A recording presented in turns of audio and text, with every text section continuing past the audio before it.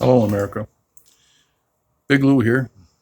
Well, I'm sitting here in sunny Scottsdale, Arizona on St. Joseph's Day, March 19th, 2020, fighting off the coronavirus by sitting in my backyard. Tough life, America. Anyway, I want to first off dedicate this video to three friends of mine who share St. Joseph's Day with their birthday. So happy birthday, Dan Mosine, Ed Geska, and Jim LeBeau. All great Rochester natives, Rochester businessmen, great guys. I do want to say one thing. I didn't think any of you would have lived this long with the guys you hung around with. So, 100 more, or Gendan, as they say in Italian.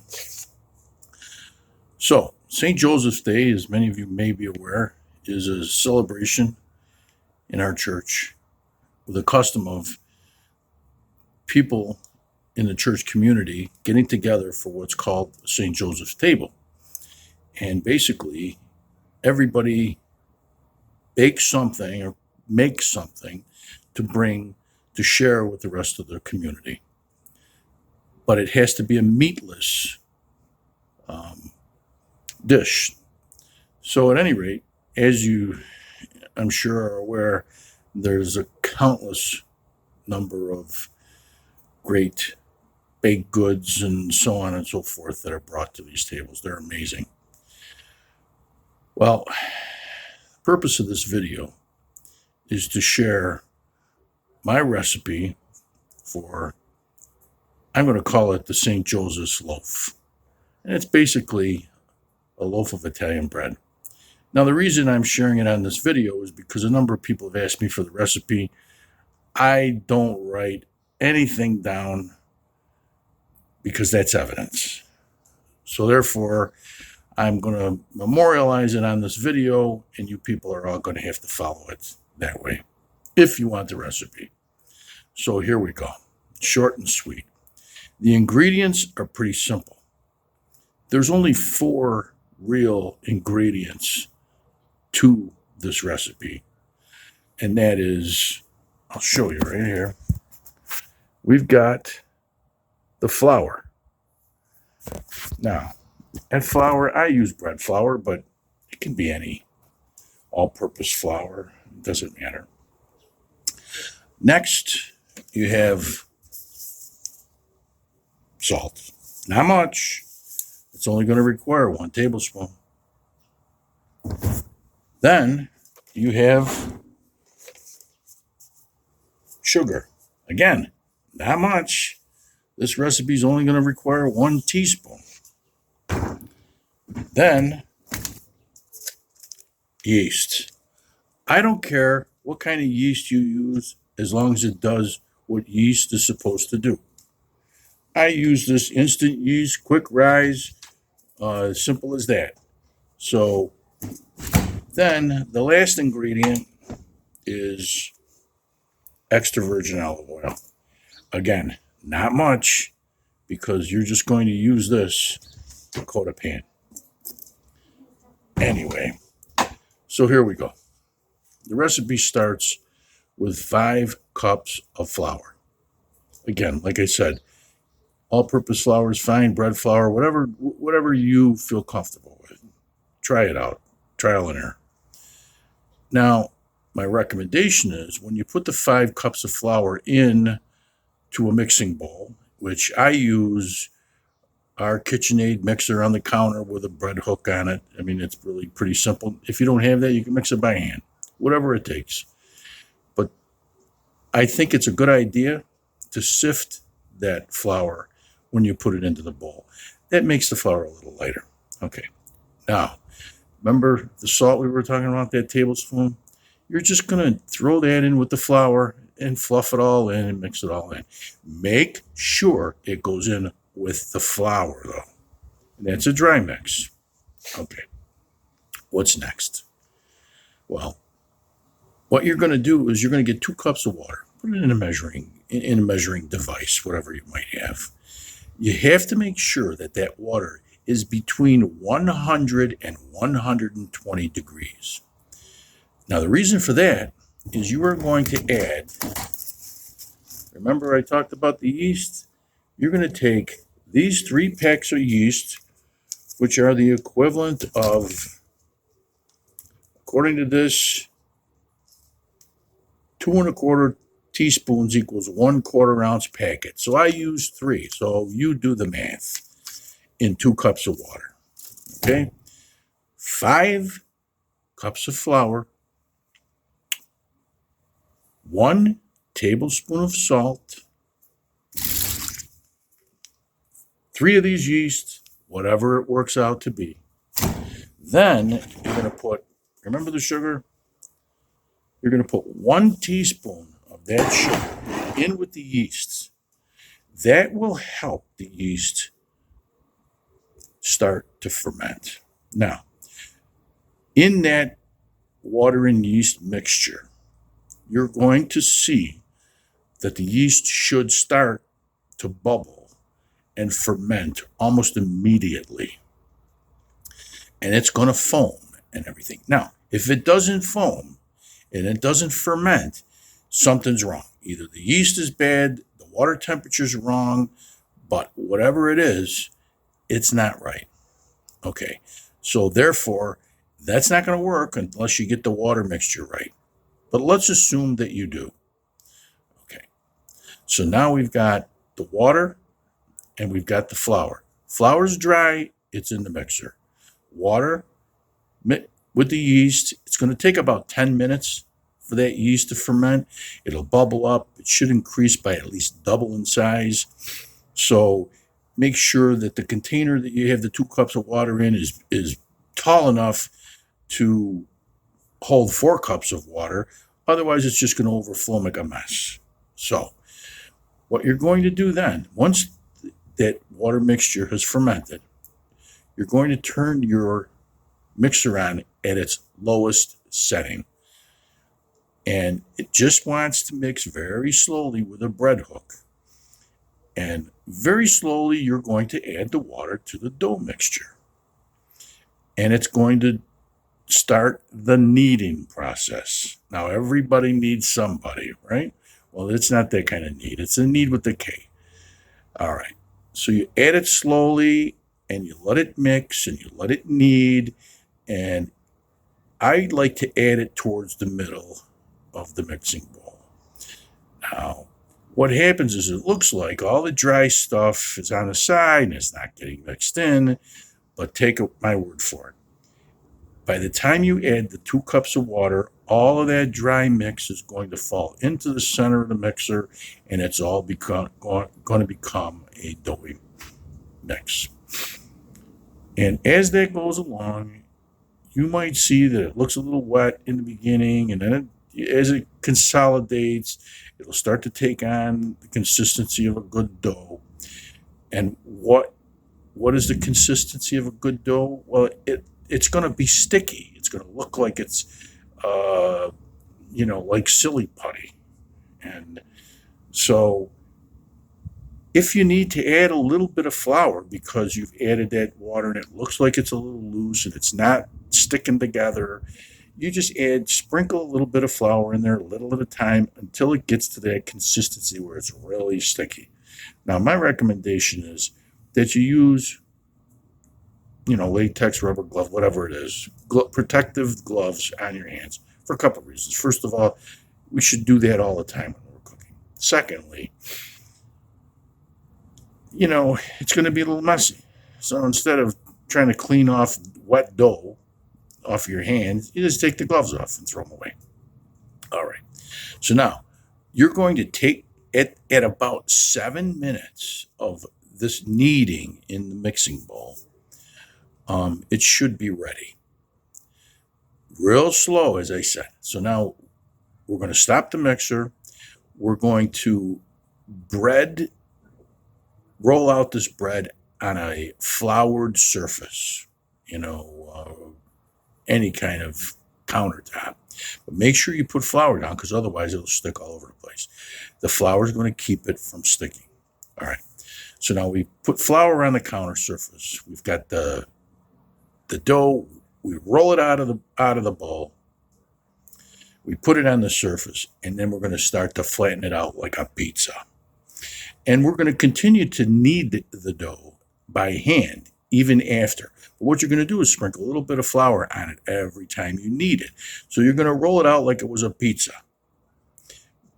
Best to roll it out in almost a rectangular shape when you do.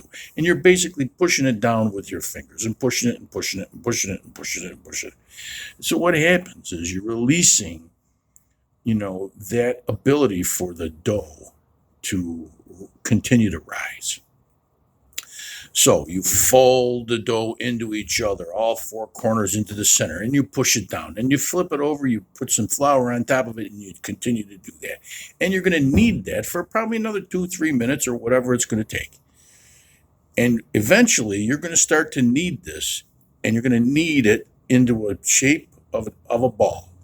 And it's going to be about the size of, well, I can't even compare it to any type of ball because it's smaller than a volleyball, but bigger than a bocce ball. Well, I probably should have said soccer ball and bocce ball. Well, anyway, it's in between that. I'm going to want to say the diameter maybe 8 inches. Okay? So now you're going to take that ball and put it into a bowl. Now, remember the olive oil?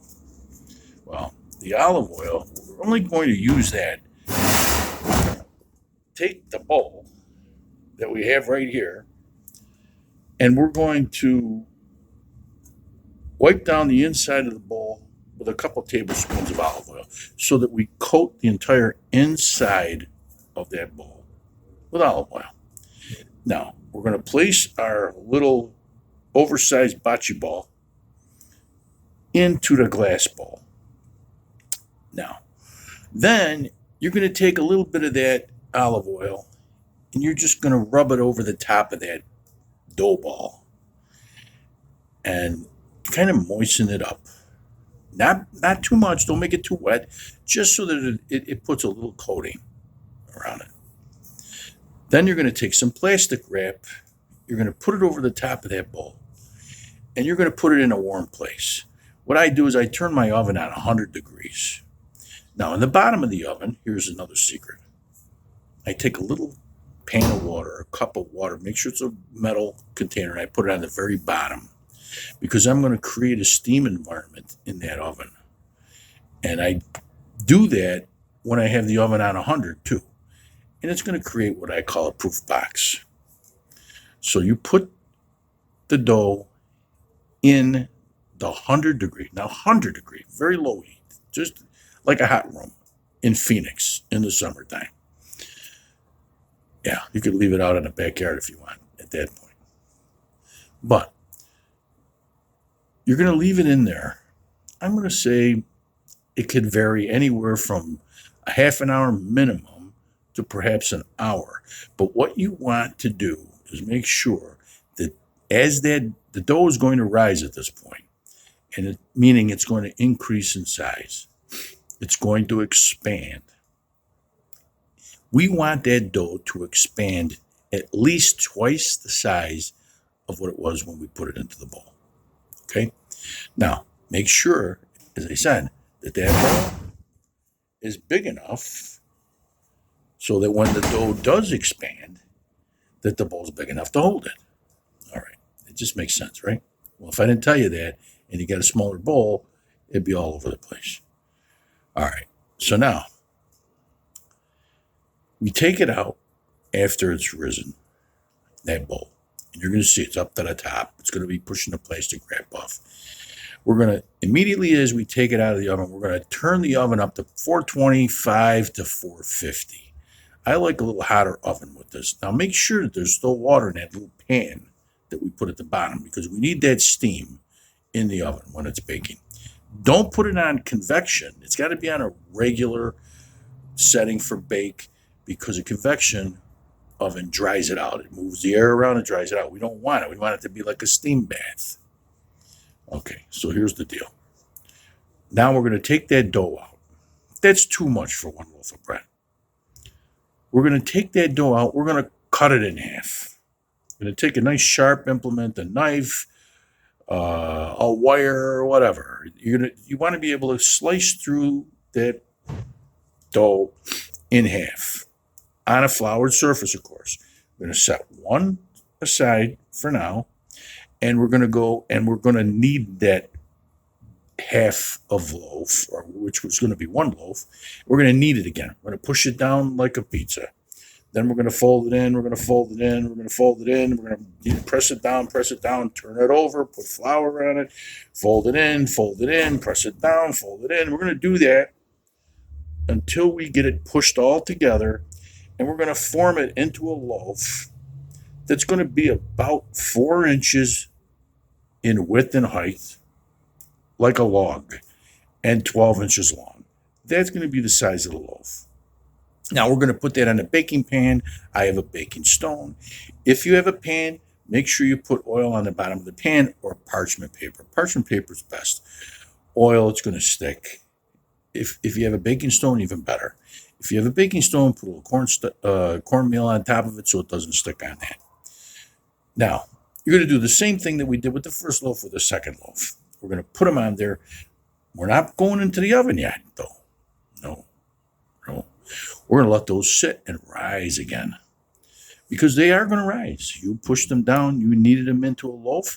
Now they're going to increase, hopefully, almost double in size.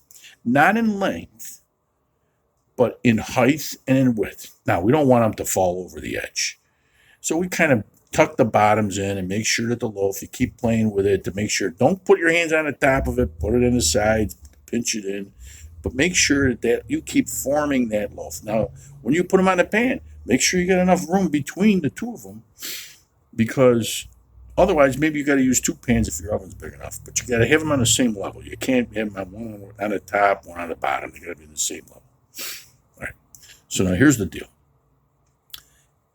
After the loaves have risen a little bit, another half hour, let's say, you're going to take a sharp knife and you're going to put some slits on the top. Well, those slits are there for a purpose. They're going to be there because as the bread bakes, it's going to expand. And if you don't put the slits in there, then it's going to kind of crack all over the place. Those slits are there to allow it to expand naturally, be kind of uniform in the loaf. Now, we're still not ready because I forgot one ingredient and I didn't tell you about, because this is the secret ingredient. You got to have some egg whites. Now, you can go through the process of crack the egg, take the yolk, put it in in a bowl, get rid of the yolk. But then what are you going to do with the yolk? I don't know. But here's what you can do. You can buy egg whites in a container like you buy heavy cream. You're going to take a little bit of those egg whites, put them in a bowl, get a little basting brush, and you're going to put that over the top of the bread. You're going to baste the whole thing. You're put a coating of egg whites on the whole thing. All right? Once that's done, boom, into the 450-degree oven, 20 minutes. Start watching it at about 18. Don't go monkeying around. Open the door, close the door, open the door, close the door. Don't do that. 17, 18 minutes. Make sure your oven is right. At the end of that time, you open it up at about 17. You look at it, put a little something underneath. Maybe see if the bottom is done okay. Make sure it's not sticking on the bottom. You're going to see a beautiful golden crusted loaf, 2 loaves of Italian bread, St. Joseph's loaves.